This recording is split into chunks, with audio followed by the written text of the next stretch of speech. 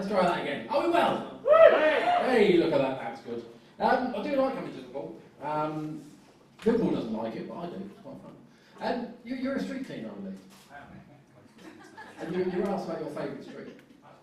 And you didn't give an answer. Because I found my favourite street of football this season, driving in. Menlove Road. Brilliant.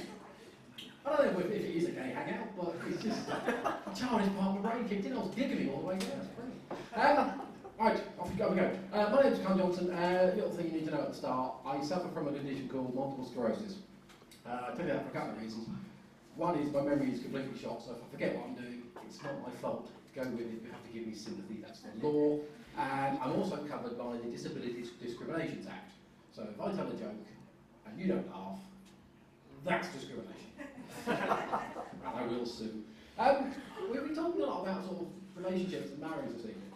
I don't know why I looked at you two, unfortunately. There's the rules. And I've been married for, it'll be 10 years next year.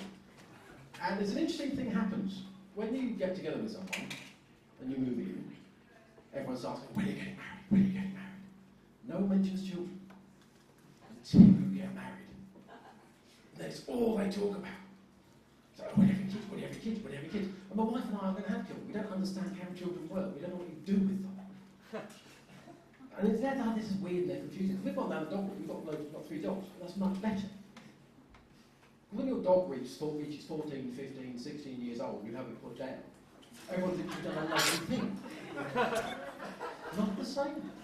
You get told that.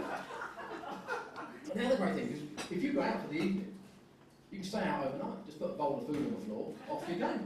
Again, not the same rule. People get involved, social service, it's very messy. Weird thing actually, like I said, I got off a tangent to go with it. We have got, one of our dogs is blind.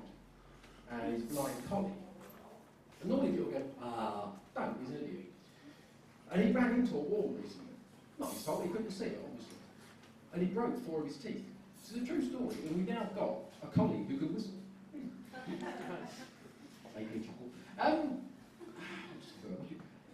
Did we get excited at the start of this year with the new Pope? Did we give a shit? No. Liverpool, Catholic city. Hey. So I thought it was quite fascinating. Because there was, the media went nuts about it, and they were going absolutely, everyone was running around, oh my God, he's resigned. Normally they die, and then they can panic. This bloke gave them notice, and they still panicked. You'd think they'd be kind of used to it by now, but no. But Radio 5 sent the bloke out there, and this genuinely happens, it's true. He went out there, and they went to him live at the Vatican City. He said, right, what's going on? He said, so this hasn't happened, this is a genuine report. He said, this hasn't happened since the 14th century. This is unprecedented. No? Okay. Do we have to explain what unprecedented means? I've done this joke in Southport, they got it. You know, I don't want to judge, but there we go. But anyway, I began to think, because the Catholic Church is all about being open and honest and now sort of embracing the modern world. And yet, exactly. And yet, when they go and have their little secret meeting to decide on the new Pope, they all gather around in a little enclave and you're not allowed to find out what's going on. They all sit there and they play whist and the game of spin the altar boy. And then they pick a And I thought, no, we can't do this. We've got to do this properly. We've got to embrace the modern world. We're going to pick a new Pope. We need to do it the modern way, the way we judge everything in society now. We have to do it on the game shows. And you don't just do one. No. You do a lot. And you start with a round of the voice, where all the candidates step forward, deliver a sermon, and all the cardinals sitting there in their chairs. If they like what they hear, they spin round and they, oh, you're black, we can't have you. And then from there, we move on to the great papal bake-off, where you have to make a meal fit for the Last Supper using only wine and wafers. When you're done with that, you go to a round of I'm celibate to get me out of here. And you finish with possibly the king of all game shows, a round of Splash. Do we know what Splash is? Do we see this show? No? Celebrities diving into water. It was brilliant. So you have the papal version where you get the candidates on the top diving board, and the winner is the one who lands on the water and runs to the end first. Hey! No? Again, Catholics. Christ. The education system in this. I made a poet laugh, I can retire. Yeah, talk about kids for a second. A weird thing happened recently. I've got godchildren because my friends can't take a hint and they think I like kids. And one of them had a birthday. I haven't got a clue when you get children. This thing was 7. And I haven't got a clue when you get a 7-year-old. I don't know exactly what the thing is. Apparently it's a boy, but I'm not sure. And so I asked some friends, I asked parents with kids. I said, what the hell did you get a 7-year-old? And one of them said, oh, plastic crossbow.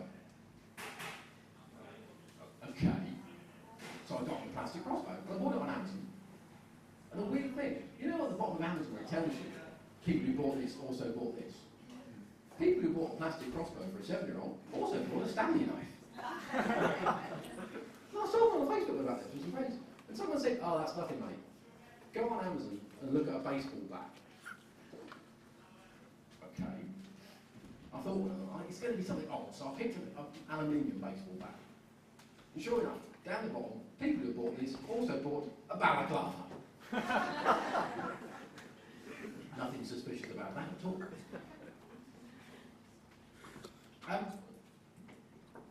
One other thing briefly before I carry on. The floor around there, very slippery. It's like the centre court of Wimbledon out there. Which, someone who with mobility issues is quite fun. As I said, I do have multiple sclerosis, and it's a weird condition to have generally, and for those of you who don't know, it's where the signals in the brain aren't hitting the right parts of the body. They kind of get lost and go wandering off. It's like they're being controlled by a tom-tom, really. And it's also, I get very, like I said, I do have a bad memory. And I've got to the stage now where, you know the old thing about you know you're getting older, you walk into a room and you forget why. You're grinning, you obviously know that one. I've reached the point where I can stand up and forget why. Makes life interesting, don't get me wrong, but you know, a bit annoying. And it's a weird condition to have if you're competitive. Because I've discovered I'm a very competitive person. I didn't know how competitive I was until I just got diagnosed with MS. Because now I judge myself against other people and how ill they are. Am I worse or better than them, you know? If you've got a cold, fuck off, doesn't count. And I didn't realise how bad I'd got until I was out with a friend recently. And he was a bit down, a bit quiet. We're sitting in a pub, we're trying to have a conversation. He's not saying much, and I thought, are you all right, mate? He said, no, I've had some bad news. So, no problem. You carry on, dear. We won't stay on point. Give us some free wine. Give me a free bottle of wine. Oh, is that for me?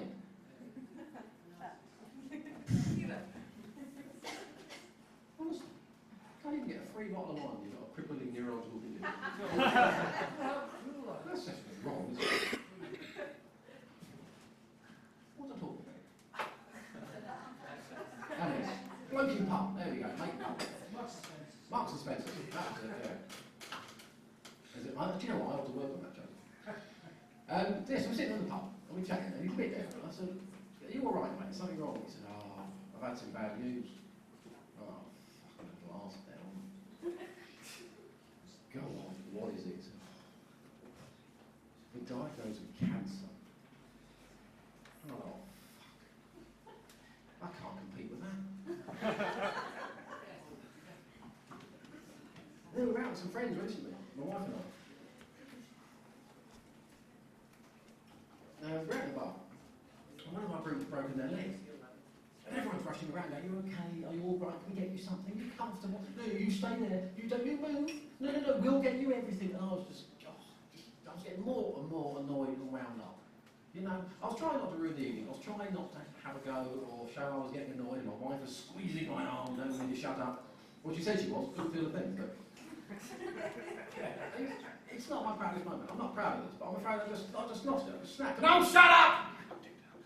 Oh, good, you've broken your leg. Congratulations. Well done, aren't you fucking clever? What, do you want a badge? 5 years from now, 10 years from now, you'll be living the time of your life. You'll be running, jumping, skipping, laughing. You'll be running down the road, maybe on a holiday. You'll be riding ponies. Good for fucking you. 10 years from now, me, I'm in a fucking wheelchair. And that makes me feel. Turns out it's not what you say to a 7-year-old.